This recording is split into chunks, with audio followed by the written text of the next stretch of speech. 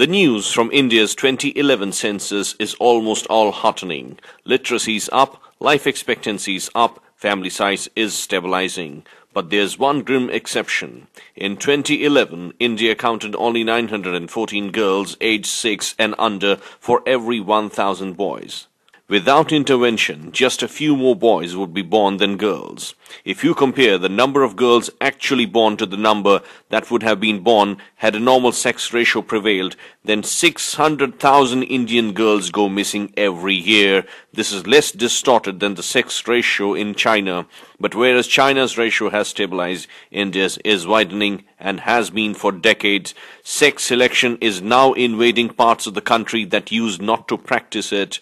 India's sex ratio shows that gendercide is a feature not just of dictatorship and poverty. Unlike China, India is a democracy. There is no one-child policy to blame. Although parts of the countries are poor, poverty alone does not explain India's preference for sons. The states with the worst sex ratios, Punjab, Haryana, Gujarat, are amongst the richest, which suggests distorted sex selection will not be corrected just by wealth or government policy, but it can be corrected. Parents choose to abort female fetuses not because they don't want or love their daughters, but because they feel they must have sons, usually for social reasons. They also want smaller families, and something has to give. Ultrasound technology ensures that this something is a generation of unborn daughters because it lets them know the sex of a fetus. Sex selection, therefore, tends to increase with education and income. Wealthier, better educated people are more likely to want fewer children and can more easily afford the scans.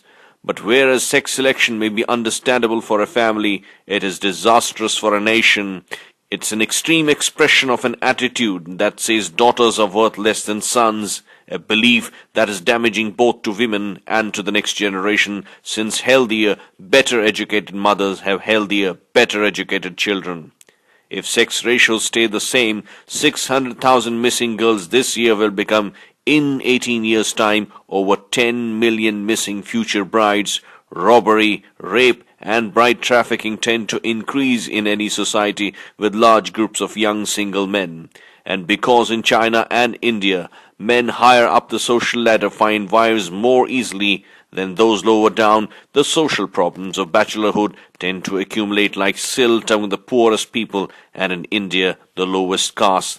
This is unjust as well as damaging. Census 2011 is perhaps an indication that the country has reached a point of inflection, and in the worst affected areas, sex ratios are becoming less distorted, but governments need to hurry the process along.